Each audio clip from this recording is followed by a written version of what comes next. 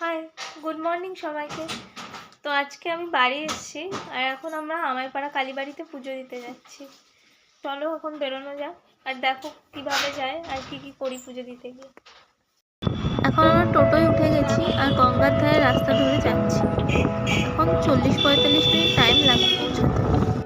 আর এখন আমরা লালবাগের রাস্তায় ঢুকে গেছি আর দেখো কত ঘোড়ার গাড়ি যাচ্ছে। দেখো মন্দিরটা কেমন, খুবই সুন্দর আর খুবই জাগ্রত মন্দিরটা। এখানে দিদি ভাই আছে, হাই কর, হাই। আর খেপু ওইদিকে খেপু দৌড়ে বেড়াচ্ছে এখানে। তো এখনো মন্দিরের গেট বন্ধ, ওপেন হয়নি। কত লোকজন এসছে দেখো আমাদের মতো পুজো দিতে। আর ফাইনালি তোমরাও এবার মায়ের দর্শন করে নাও। আর আমাইপাড়ার মা খুবই জাগ্রত, এটা জিয়াগঞ্জে। আর এখানে খেপু আর আমি একটু পাগলামো করছিলাম বসে বসে, কারণ গেটটা খুলতে অনেক লেট হচ্ছিল তো, আর খেপু বিরক্ত হয়ে যাচ্ছিল। সব অপেক্ষার অবসান ঘটিয়ে শেষমেশ মায়ের পুজো এবার স্টার্ট হলো।